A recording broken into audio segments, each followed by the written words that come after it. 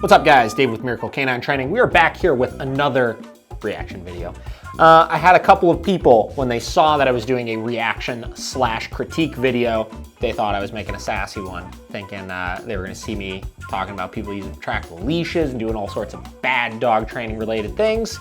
So I didn't want to get real sassy right off the rip and talk about people's training techniques per se, but upon some searches for viral dog videos, I stumbled across a video that is gonna make a very interesting reaction clip. So let's start off with the title of this video.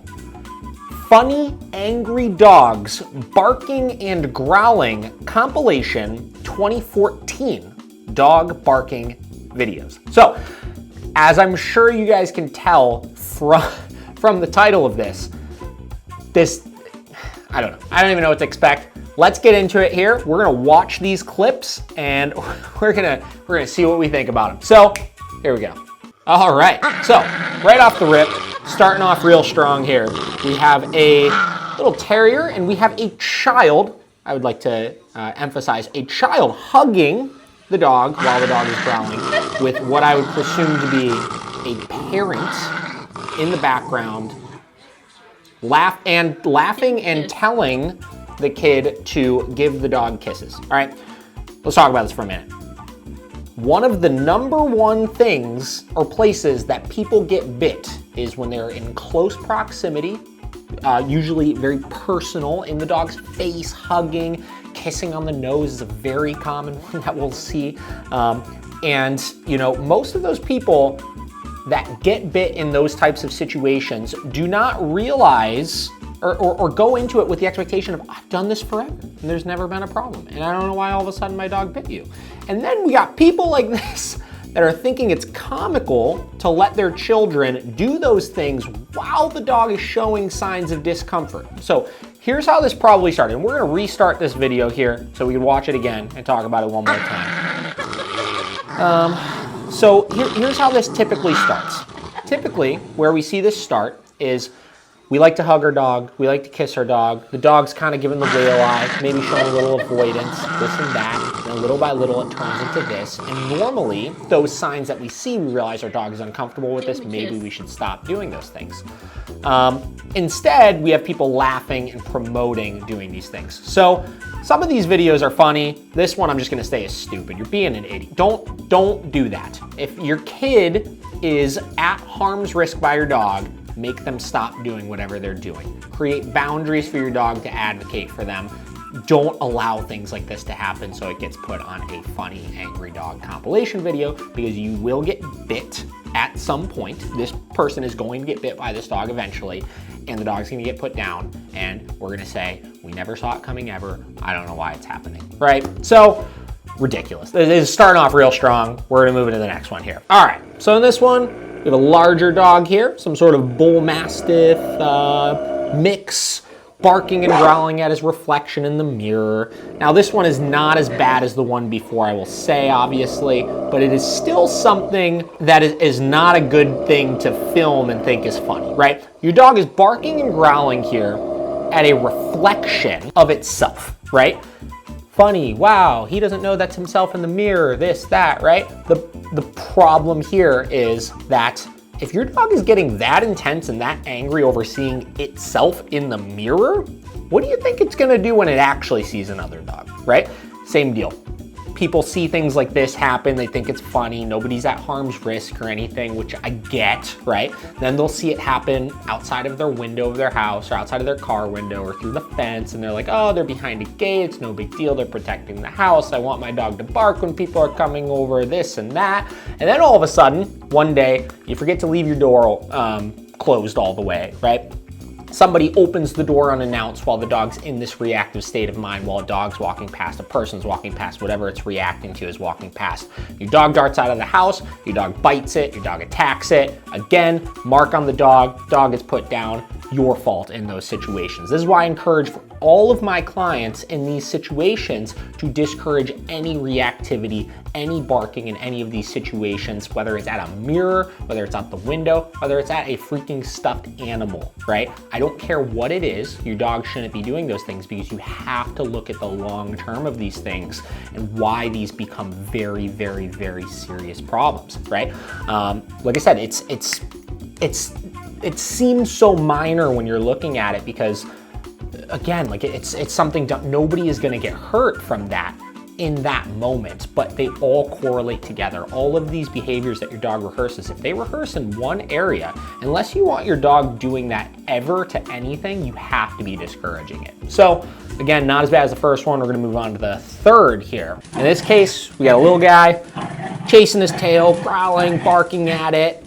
Again, this is another one that I would say is not that intense, but all of these things that our dog does that we perceive as funny to some degree, you have to understand where the issues will come from with it. A lot of people will be, you know, I tend to discourage a lot of things with my personal dogs, and a lot of people are kind of shocked by it. They're like, why wouldn't you let them do it? They're just having fun. What are they hurting? This and that. But the problem with things like that, right?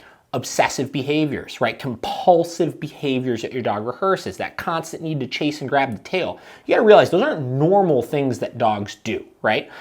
Those are neurological problems that tend to get your dog into a state of mind where they're no longer thinking and they're no longer focusing, right? So I interrupt those things because I don't want my dog to be in a frantic headspace, right? I don't want my dog to be rehearsing things that they don't have control over. And a lot of times with dogs like this, you'll see that spinning compulsive behavior like that start to turn into other sorts of hurting things. And your dog trying to run up to dogs at the dog park and grab their tail and play that same game. And guess what's gonna happen when they try to do that at the dog park? They're gonna get bit, they're gonna get attacked, it's gonna be a problem. Your dog's gonna get injured over it. So discourage those types of things, any sort of spinning, any sort of tail chasing, any sort of tail suckling or blanket suckling, like anxious responses that dogs have. I interrupt those things right away. I don't let them become problems long term because I've just seen with dogs how these things become problems. Again, this is why people hire dog trainers, and this is why with our board and trains we offer so much follow-up support and stuff, is because we're able to see problems before they become problems, right? So I can see all of the little things that are harmless when they start, but little by little turn into very big deals. Sometimes, like in the case of the first one, where it turns from dogs uncomfortable over hugging and kissing, to dogs growling at you over hugging and kissing, to dogs biting you in the face over hugging and kissing. They're not good things to do. We're able to spot these things. We're able to give you guys good coaching through how to work through those problems. So again, not as bad, you know, they're incrementally getting less bad, but just not good things still all the same. So let's move on to our next one here. Oh yeah, all right, here we go. Moving back to the bad side of the equation, guys. We have little dog here. We have dog in lap, not being treated like a regular dog. Yeah, trying to bite your finger over petting it, right? We have another dog coming into its trying to come into its territory there while it is rehearsing an aggressive state of mind, right, towards a person, which then will turn into redirected aggression towards the other dog. We see all the time dogs get into dog fights with other dogs in households, even though they're totally social with them, when they're freaking out the window, or when they're really uncomfortable by something, where they get themselves frantic and amped up and they just gotta grab something, whatever's closest to them. And in this case, it's the finger, but at some point that's gonna turn into the other dog, right? Let's watch this one again here. So, again, barking, growling, it's on your lap. The dog is reacting in a really aggressive fashion because it's viewing the human as a resource here. It's a little dog, which means that we think it's cute instead of a problem, right?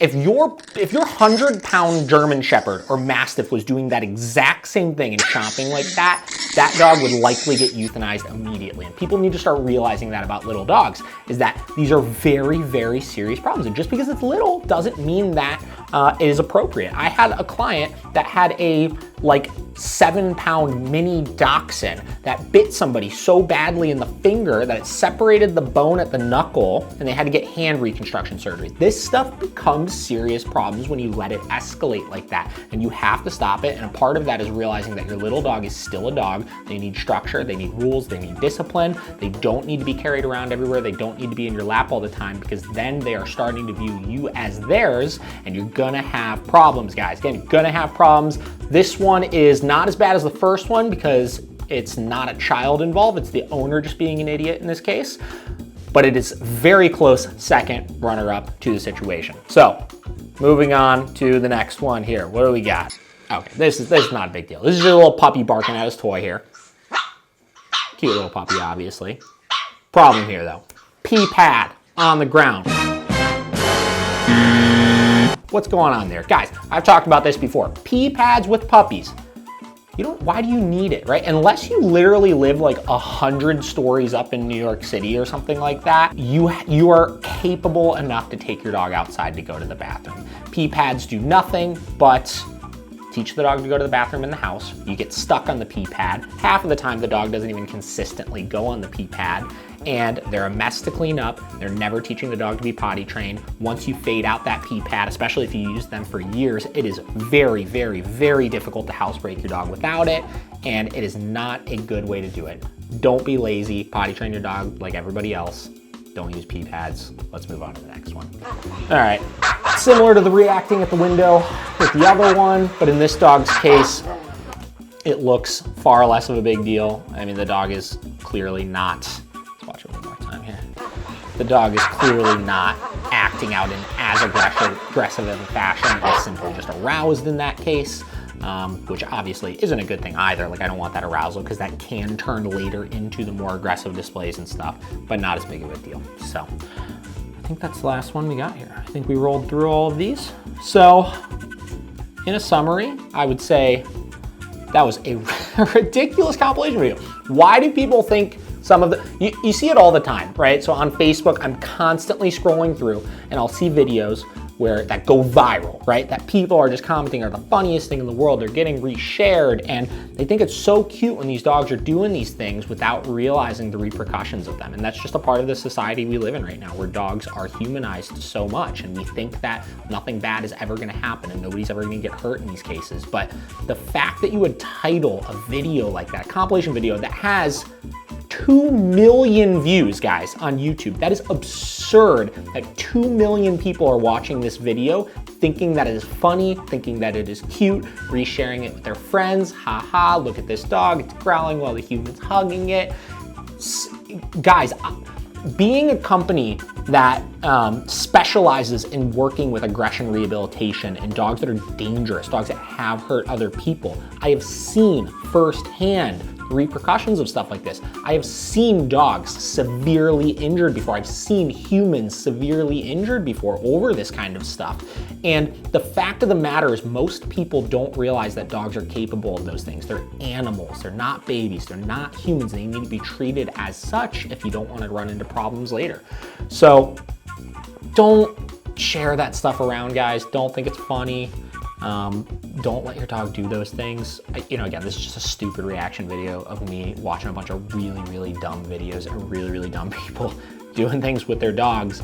But I hope you guys could at least take some of the points that I made through those videos and understand why some of those things are so bad, so you can help avoid having problems in the future with your dog. So until next time, this has been a critique/reaction video. A little bit sassier here. Hope you guys like it. We'll catch you guys on the next one. See ya. Now, so I can grab a thumbnail, do you like It's just